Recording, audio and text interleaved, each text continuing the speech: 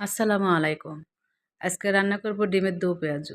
কড়াইয়ে তেল দিয়ে পেঁয়াজ বাটা দিলাম, কাঁচামরিচ দিলাম। তারপরে ১ চামচের মতো গুঁড়া মরিচ দিলাম। দিয়ে একটু কষে নিয়ে হলুদ দেব অল্প একটু, তারপরে লবণ দেব। একটা টমেটোর একটা অর্ধেক দেব খণ্ড খণ্ড করে। আদা, রসুন, জিরে বাটা দেব। ১.৫ চামচের মতো বাদাম বাটা দেব। দিয়ে কষায়ে নিয়ে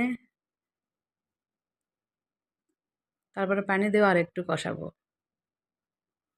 ১ খণ্ড দারুচিনি, একটা সাদা এলাচ দেব। তারপরে বাটিতে সাবধানে ডিমটা ভেঙে মশলাতে দিয়ে দেবো যাতে কুসুমটা ভেঙে না যায়। তারপর ঢাকনা দিয়ে ঢেকে আস্তে জালে সিদ্ধ করে নেব। এরকম করে আস্তে আস্তে কষে নিয়ে ডিমটা উল্টে দেব। ডিমগুলো উল্টে দেওয়ার পর আর একটু কষে নেব। সাবধানে কষাতে হবে। এখন ঝোল দিয়ে দেব। হয়ে গেল আমার ডিমের দো পেঁয়াজু। এটা খেতে খুবই মজার। দিয়ে খেতে হয়, সাদা ভাত দিয়ে খেতে হবে। সবাই ভালো থেকো, সুস্থ থাকো। আল্লাহ হাফেজ।